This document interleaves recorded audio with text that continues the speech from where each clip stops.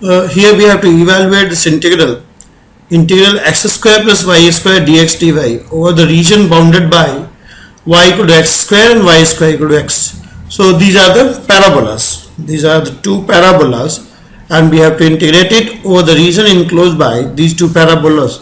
So let us first plot this parabola and get an idea of the region of integration. So we will first plot it.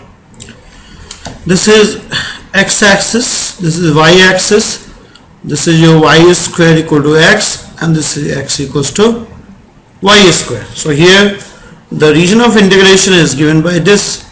This is your region of integration. These two are the bounding curves, and the region enclosed, this is the region which I have shaded is the region of integration enclosed by these two curves. So we have to here find out x square plus y square dx dy. So let us take the limit of x first.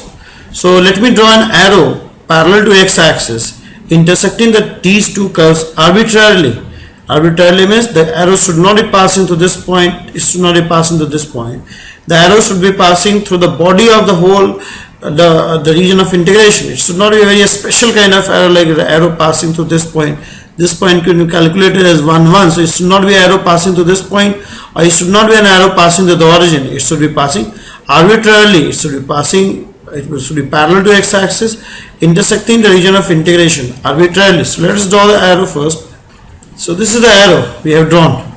Now the format of the limits, if it is of this form, the form will be x equals to f1y to x equals to f2y and y equal to c to y equals to d. So we have drawn this arrow intersecting the region of integration arbitrarily. So your the lower limit of x is going to pass into this point. So this point the arrow intersect this curve. So you write the equation of this curve as x equal to f1y. So it is x equal to y square. You write the equation of the curve which intersect first in this form. So I write this as x square plus y square dx dy. So x is, if we write the equation of this curve in this format, x as the explicit function of y, then this will be x equal to y square. In the same way you write the equation of this curve, the second curve which it intersects, in this format, x as the explicit function of y, so it should be x equal to root y. See, if you write x equal to y square, this is x equal to y square, this is y square equal to x, and this is x square equal to y. I beg pardon, this is x square equals to y. This is not y x equal to y square. See, x square equals to y, right? So if I write the equation of this, rub this, say this is x square equals to y. So if I write the equation of this curve, as x as explicit function of y, then you will say that this can be written like this. Then what should we choose? We should choose positive or negative.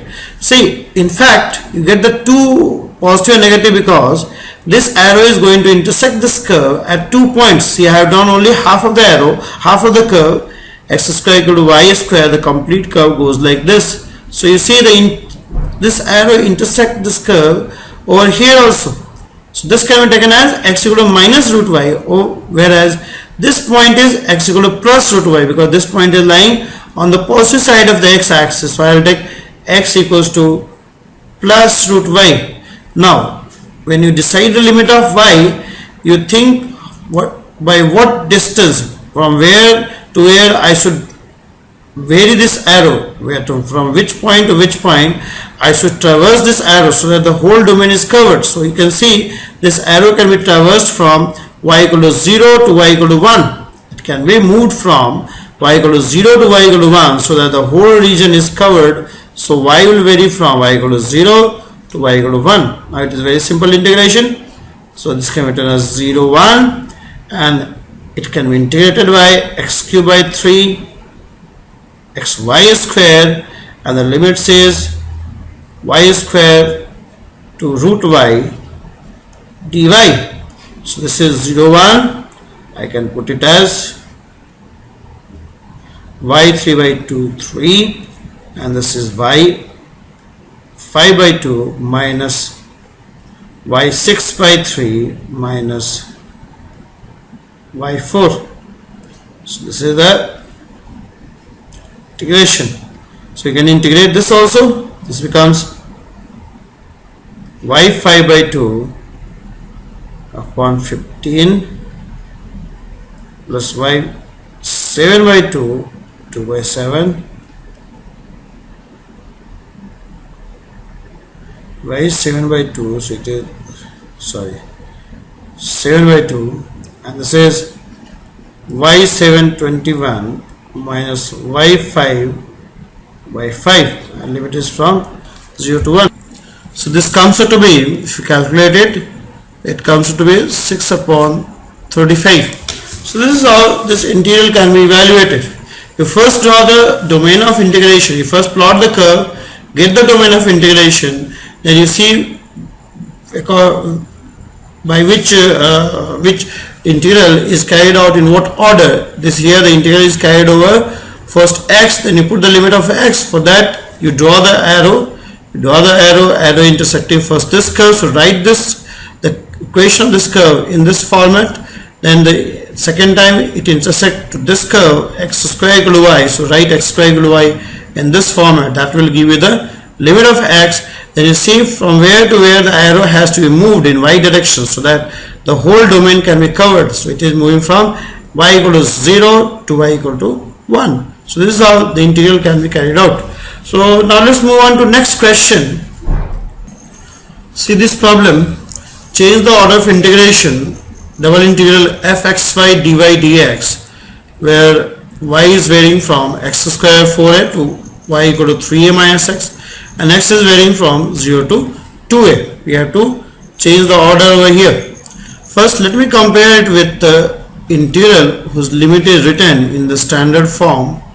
So this is basically this integral, where the limit of y is in the form of y equal to f1x to y equals to f2x, and x equal to a to x equal to b. You compare the limits.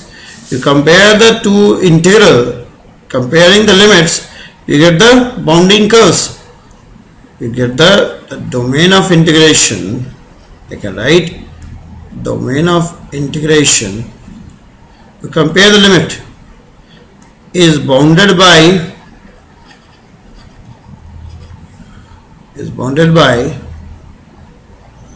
the curves. You can write, if you compare the lower limit, this is y equal to x square by 4a. So the curve is y square equal to x square equal to 4a, x square by 4a. You compare the upper limit, you get y equals to 3a minus x.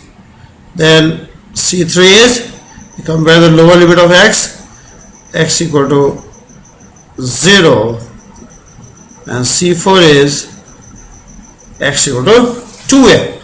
So we have got the bounding curves. Now we have to plot this curve and get the region of integration. So let us first plot all these curves.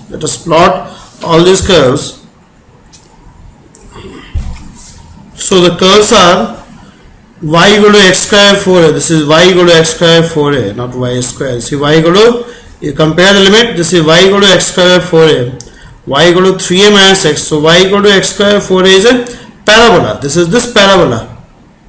Y equals to x square by 4a, and this is the line x plus y equals to 3a. You have x equal to 0, is this y axis, and x equal to 2a. See this point of intersection, if you find it out, so this is common sense. You have to find the point of intersection. Where does your curve is intersecting? Where does the curve intersect? You have to find it out.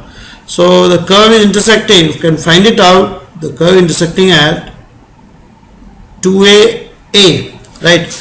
So another bounding curve is x equal to 2a. We can draw x equal to 2a. Right now you forget this line. I have drawn this line for an important purpose. So right now you forget this line, blue line. The bounding curves are x equal to 0, x plus y equal to 3a, y equal to x square by a, and x equal to 2a. I will draw x equal to 2a. So this is x equal to 2a. Right now you forget this line, blue line.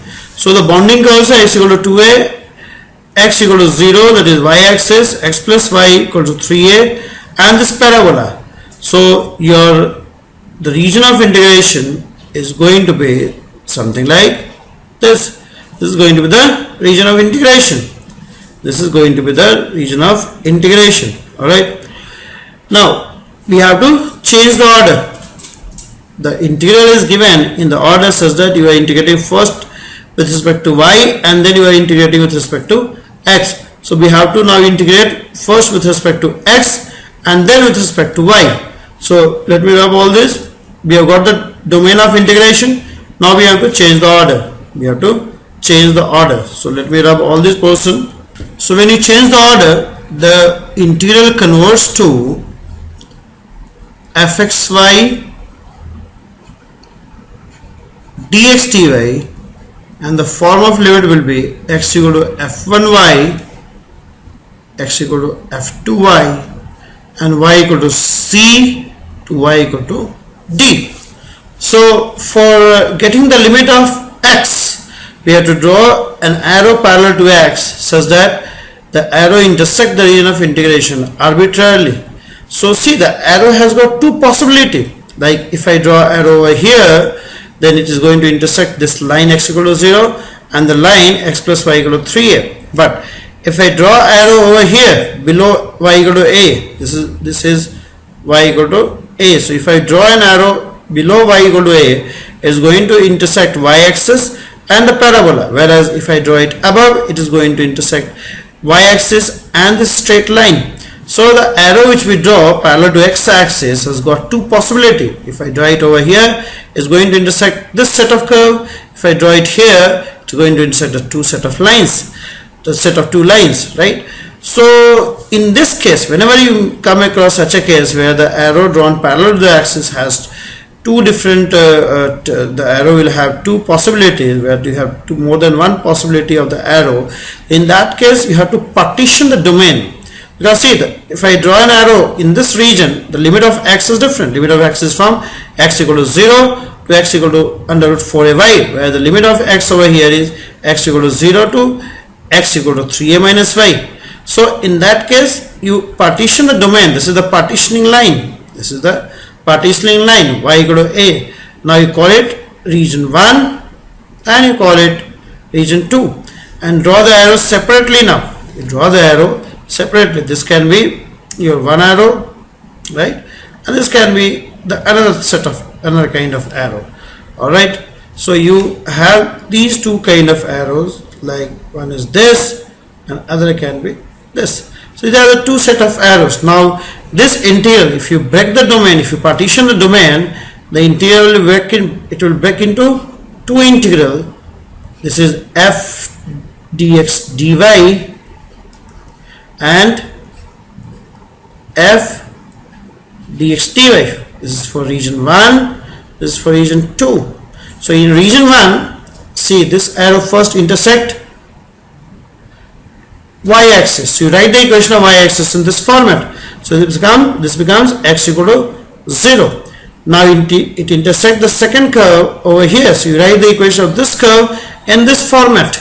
So I can write this curve in this format by writing x as the explicit function of y. So this can be written as x equal to under root 4ay. Why I am taking plus? Because this arrow is going to intersect the left branch of this curve also, that is x equal to minus 4ay. See, it has got a left branch also like this. So this arrow is going to intersect the left branch also. So, but we are not concerned with this point, we are concerned with this point. So this will be x equal to plus 4 under root 4ay. This point could have been x equal to minus root 4ay, but we are not concerned with this point. This is not a part of our domain. It is not lying on the boundary of the domain.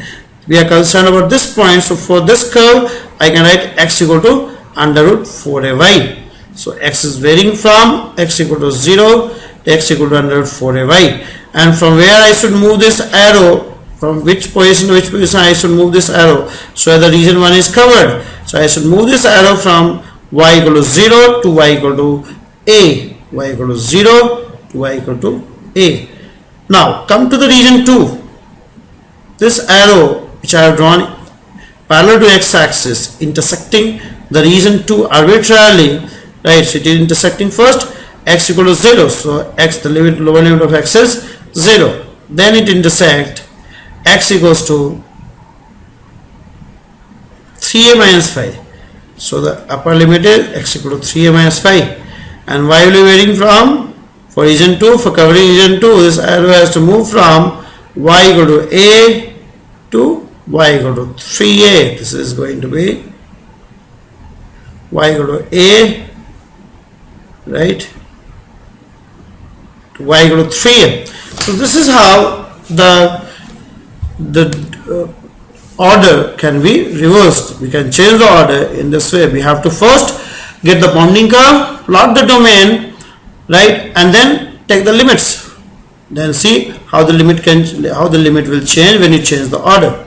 So this is how this problem can be done. So the most important thing is to plot the domain. You have to get the region of integration, then only you can get the limits.